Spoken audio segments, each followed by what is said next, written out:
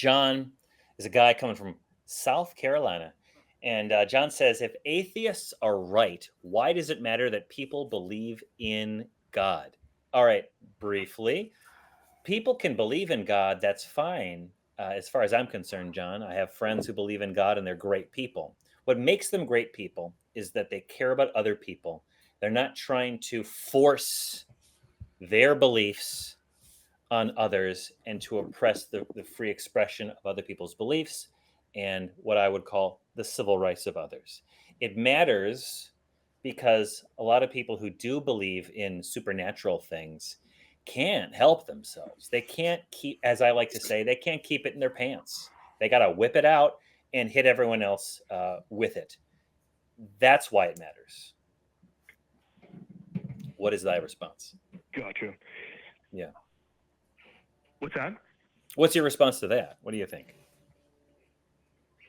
Yep. So I agree with you that as far as, people's beliefs sometimes can cause them to impose their thoughts and even actions on others, maybe try to influence government policy, a number of different things. So I think it can cause harm, kind of more the angle I was coming from, and I guess it was hard to, express it in, such few words. But basically, my question was, there's been a lot of discussion in the past, especially, when Tracy Harris was still on the show, as far as Pascal's wager, and people would, theists typically will say, well, if it turns out that atheism is true, then it doesn't matter, to which Tracy or others also would reply, oh, but it does matter because you're wasting your life on this, da-da-da-da-da.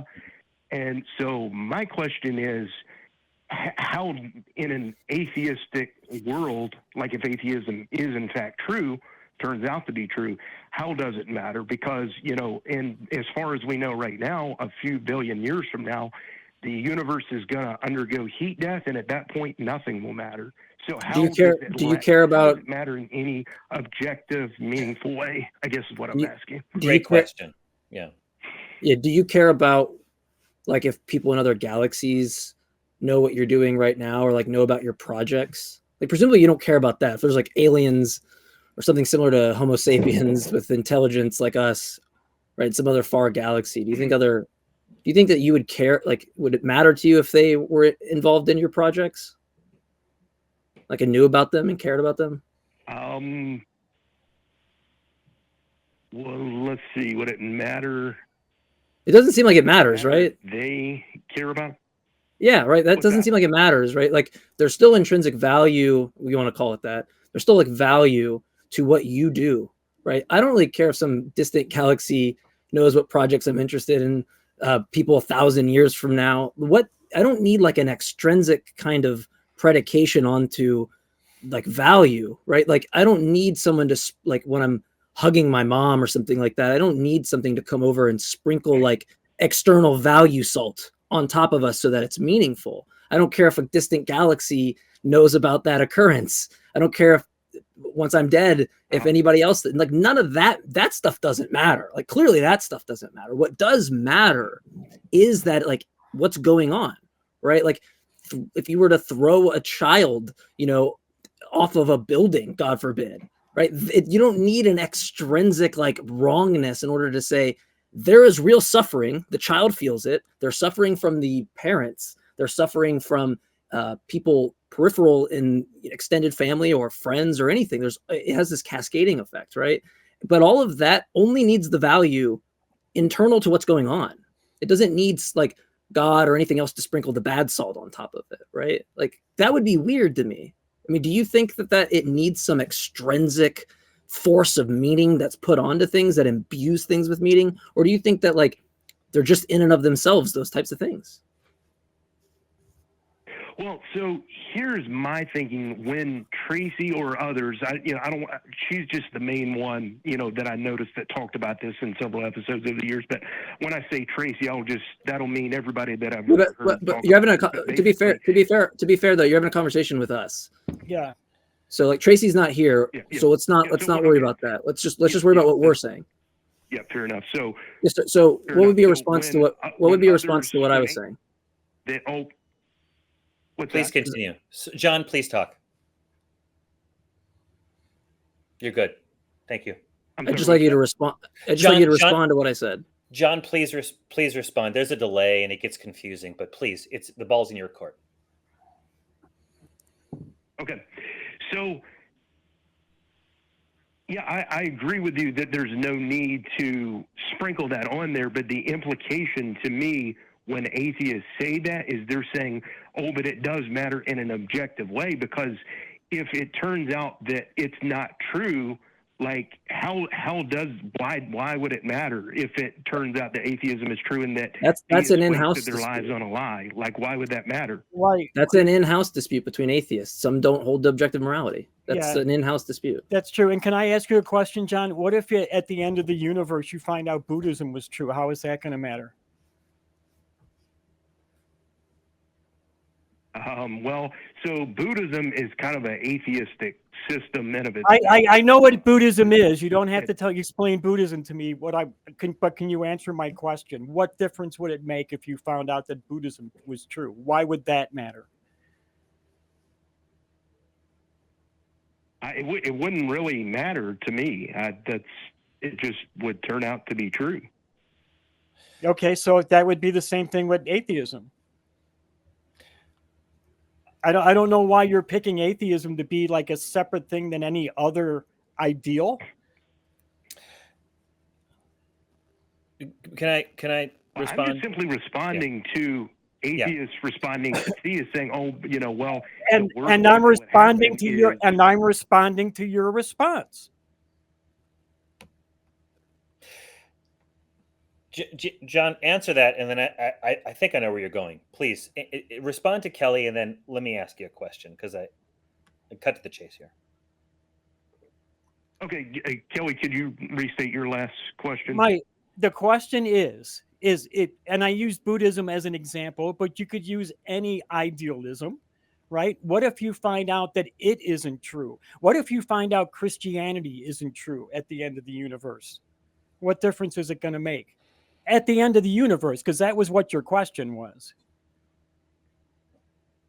Mm-hmm. So I guess it would turn out to be true, and that it would be the same thing with atheism. No, I asked you if you found out it wasn't true, because that was what you were asking us. If you found out atheism wasn't true at the end of the universe, what difference would it make? Was it? So I'm asking you the same question. I'm just putting Christianity instead of atheism. Okay.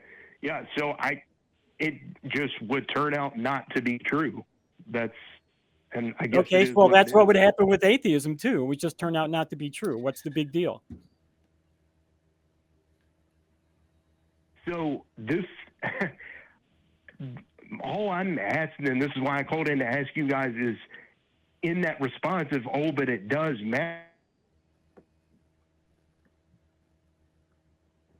Yeah, and I gave reasons why it does matter. I gave that there was an extrinsic or an intrinsic notion of mattering, and the extrinsic one seems ridiculous because the only reason that it would matter for you to throw a baby off a building is if God came over and hovered over and sprinkled the bad salt, or if it was good to hug your mother. It'd only be good in virtue of some extrinsic force onto that action.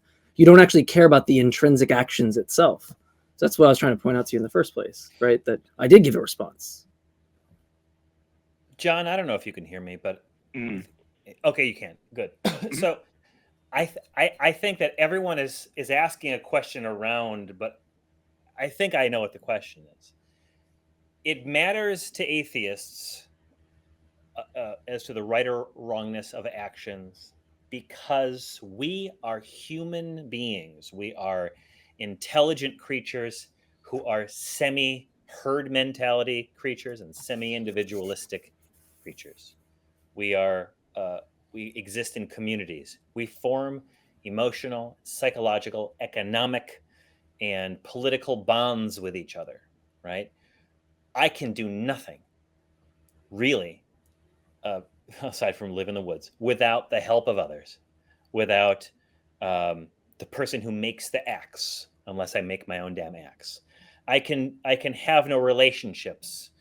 I can have no meaningful interactions with others without others to be there to begin with. And I think that humanity has evolved from whatever state we were in the beginning of life to a state where we exist in these little tribes in this little community. And what affects me affects other people. What affects other people affects me insofar as we interact with each other. So if something bad happens to someone across the world, at some high concept level, it affects me. But the closer we get to my world, the world that I live in, right, it affects me. It's a selfish way of looking at it, but it's really real. If I found out for some reason that something terrible happened to you after the show, and I really hope it doesn't, for whatever my hope amounts to, I would be affected. I'm like, oh my gosh, I was talking to John earlier on a call, and I'll find out that you were injured. I would be emotionally affected. I don't need to have a spiritual connection. I don't need to have some sort of God tell me that. A person in my sphere of interaction was affected, was harmed in some way. And whether I wanted it or not, I'd be like, I made a personal connection with that person. And now I'm living in a world where a person I talk to, something terrible happened to that person. So we're interconnected, whether we like it or not. Some people would like to make an us or a them out of things. A lot of politicians love that. Them, they're terrible. We're great. They're terrible. And if we could just get all of what we need, well, they can go fly a kite. And in fact, maybe not fly a kite, maybe something worse than not flying a kite. So, but that's just stupid propaganda. The truth is, as living beings, we're interconnected. And the closer you get to a person's center of their interaction sphere, or whatever you want to call it, it affects you more. And we've evolved to get to that state. This is such a long way of answering it. But I have a psychological, emotional, social, political reactions to when something happens. I want good things to happen to other people so that there's more good things in the world. A rising tide raises all boats. I don't need a supernatural being to tell me that something is right or wrong, because I can feel that it's right or wrong in the sense that I have like maybe an instinct about it, and then I have like certain ideas, and they feed back and forth with each other, my instinct and my rationale, and I can understand that someone being harmed is not good for them or me or the society that we lived in, because it's making the world a worse place. Now, what does it matter if the heat death of the universe takes place, right? What does it matter if the sun expands or explodes or just disappears for some reason? When everything is said and done, the universe will have no trace in the atheist worldview necessarily of humans ever being there, and certainly no humans will be there to carry on the story. The story continues, and we come and go in the telling. But what matters? Well, it matters in the moment. When I see a person suffering because of something, I want to help. When I see someone happy, even if I don't like that, I don't know that person, it happens to me all the time. Like, I start laughing along with them if they're in a restaurant. Like, wow, they're having a good time. We're connected. And that's why it matters, because we live in an interconnected world, and our actions have real consequences. And anyone who can sort of rationalize their way out of it, right? To say, well, nothing really matters. Anyone can see. We're all going to experience a heat death. I can do whatever I want to. They're so disconnected with the biological and social reality of what it means to be a human being that I'm concerned about being in the same society with them. That's why it matters. Does that make sense? Absolutely. And I agree with you 100% with pretty much everything you said. Everything you said makes sense. To me, it's just like you just said, it matters in the moment. But then after that moment, and then forward into the heat death of the universe, it won't matter then. So I think just in terms of tying that Why does it have Pascal's wager thing. Yeah, why does it have to? J-Mike says, does it have to matter after the end of the heat death, after space-time ends because of the second singularity? This is why I asked you, do you care about if there are other galaxies do you care about if they care about what you're doing right now? And clearly you don't. It sounds like the same exact thing to me. Like what I'm. It sounds like the exact same thing to me. That was weird. I heard myself. Am I talking out of my? No, just kidding. My fault. No, you're good. That's why I asked. That's why I phrased it the way I did. Is no, you're good. We're back now. But do you see why I asked that question initially? Because I was asking that because that sounds like the same thing. Like there's some distant group of people that it might matter to. Why does that matter? I don't care if a galaxy right now knows about what I'm doing. Like I care if it helps other people, but it's not. That's not the meaning. The meaning is that like there's some psychological fact about me. It's something to do with my genetics, my upbringing, my parents, that I want to help people. And I want to do this show and help other people that are in this transition period or not quite there yet. Right? I don't see why you have to extend the inquiry any further than that. It seems like when we do that, now it's like you get these weird consequences where it only matters if there's an external force that makes it matter. It's not internal or intrinsic to the thing. I find that to be kind of absurd. It's kind of like saying, well, my friends don't really matter. They matter if and only if God sprinkles the good salt onto them. That's the way that I hear that. Did you? Mm-hmm. And I'm really trying to avoid that because I'm an agnostic theist, and so I'm not even 100% sold that like my beliefs are true, and that's a whole different phone conversation for another time. So sure. Have you seen The Seventh Seal by Ingmar Bergman? I don't even ever heard of that. What's it? Yeah, The Seventh Seal. John, have you heard of that one? I've heard of that. I'm not exactly sure what that refers to, but I have heard the term before. Max von Sydow plays a Crusader knight who comes back. And I believe, if I remember correctly, he brings the plague back with him. He's marked for death, literally death, with the sickle and everything. And he ends up playing, correct me if I'm wrong, Kelly, because you've obviously seen it. He ends up playing chess with death. And every person that they interact with, I believe, dies. And it's an examination of the nature of life and death and living with the knowledge of death.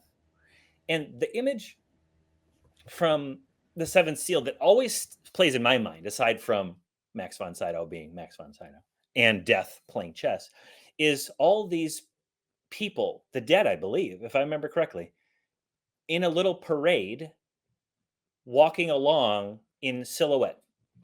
And I remember talking about this with a friend of mine many years ago, back when I had recently seen the movie.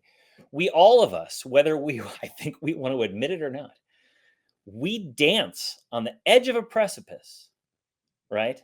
And the precipice is the end. We know we die, right? And some people, I'm not saying you, and I'm not saying any of our callers, some people fabricate a cheat code for that and say, no, you don't die, friend.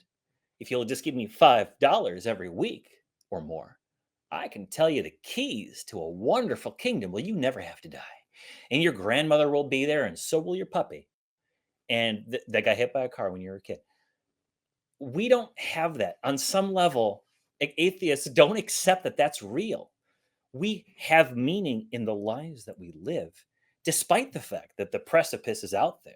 We're going to fall off one day, and there's nothing that can stop us from doing so. But before we do, we're going to enjoy ourselves and make connections and do meaningful things, even if it's a fiction, even if it's temporary. And even though the heat death is going to burn it all away or cold it all away, and there'll be never another sentient being within this instance of the universe. While we're here, we're going to enjoy the meal. While we're here, we're going to teach children how to read. That's life. So it's not a good answer. And it's something that I've been struggling with since I was probably like 20-ish. But it's not a cheat code. It's, for me, it's real. And I don't give up. I continue, as we all do. So that's the not very good answer to a very difficult question. I think it's interesting, Johnny, because like since I didn't have the same background, like it's very foreign to me to have this view, whereas I think other people struggle with it. And it's like, I think it just highlights your history and your upbringing. And to me, it seems like, I don't know, I don't want to just make it like, oh, there's the solution. It's obviously like I wasn't inundated to these things, so it's easy for me not to be. Like, I don't have any fear of hell. I don't have any of these kind of things that I think people wrestle with. But I'm just wondering how much that impacts why that's important to you and other people who are losing their faith. John, tell us what are your thoughts to what J. Mike just said and what I just said? Because you talked about objective, and I'm like, objective? I don't know about objective. All I know is my own subjective experience in the world that I want to live in, and all the things that I talked about with Ingmar Bergman. What are your thoughts on that? What do you have to say? Yeah. So the first one that you mentioned about the seventh seal and the whole thing about the cheat code, like, I completely acknowledge and have long wondered if, most or all religion is not just, basically a scam for the reasons that you said. So I'm 100% open to that possibility. Hey, hold on. Someone's playing music here in the background. If you don't mind, if you need to drop the call, that's fine. But let me just one sec. Thank you. Sorry about that. You've been respectful. So no worries. Yeah, Kelly, you haven't said a lot lately. What are your thoughts on this?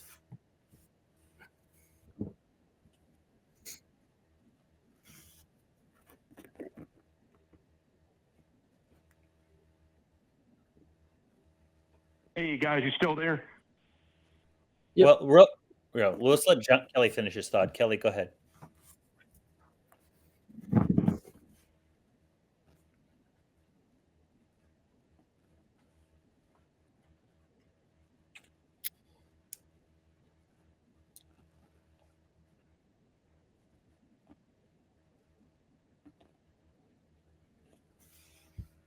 And I guess that's what he's saying. Yes.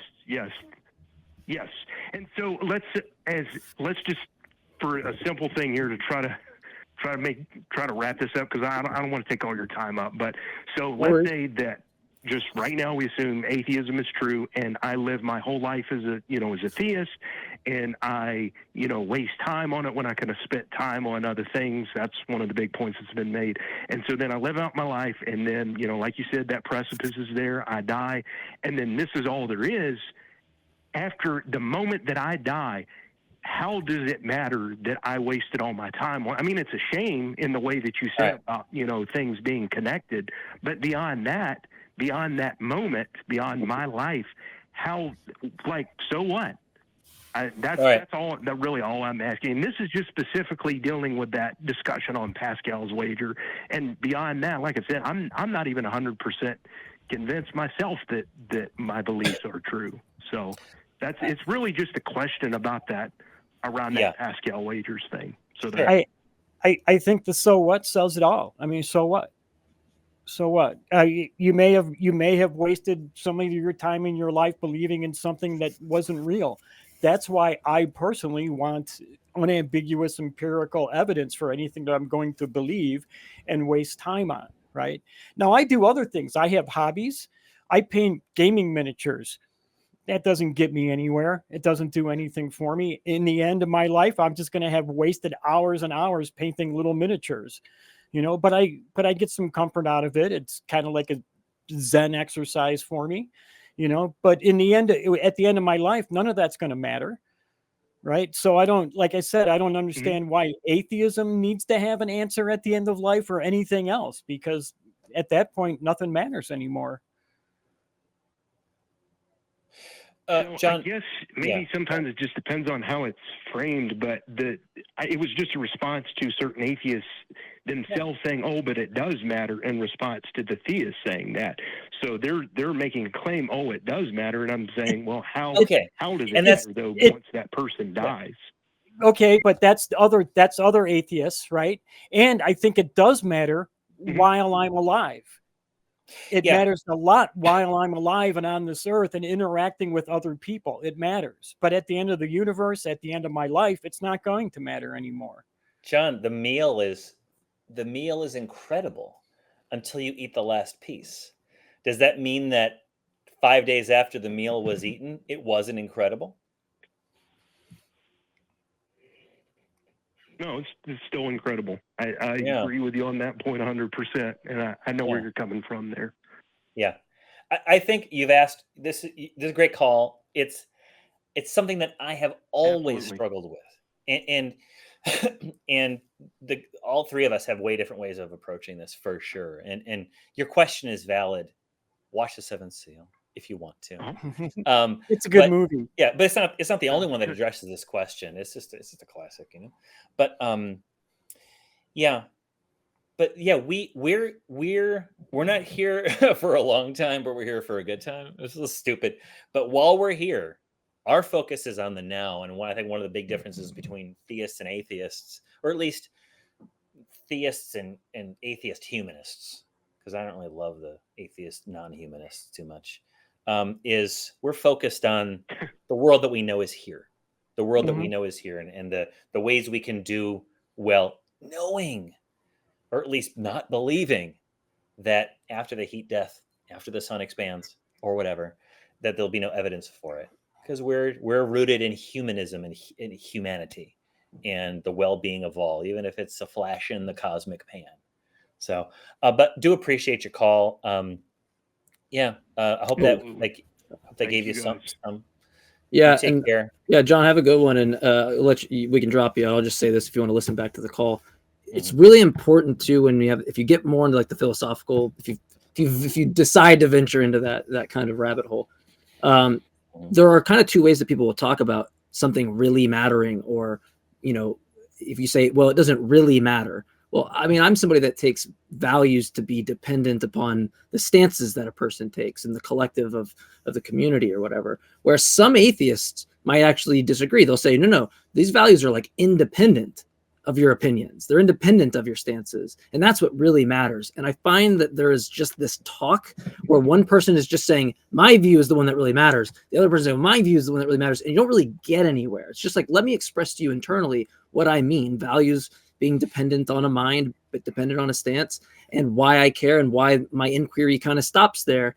And on the other end, it seems like unnecessary baggage to continue with the inquiry. But I think that's an important point, because a lot of times there's this crosstalk where when you say wrongness, someone means it stance independently and someone else means it stance dependently. And those are just two different concepts of the same word that's being expressed. So that's really important, I think, when you talk about values and stuff like that. Yeah. As a final thought before we move on to our next segment,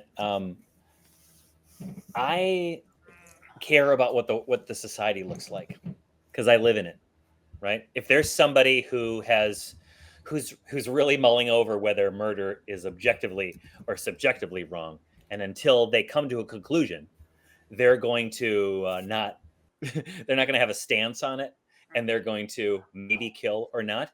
I'm going to do everything I can to stop that person from interacting in society, certainly with me, certainly with my friends and loved ones, and certainly with anybody. So there's a practical aspect of it, and I think that's it's cool to label moral positions. We've had many calls about that over the years, but it comes right down to, do you want to live in a world where this kind of behavior is rampant or even like unpunishable, so that people will do it without repercussions? No, you don't. No one does. And the philosophical community that wants to debate whether they're theist or atheist on this, they don't either. It's just how many angels can dance on the head of a pin.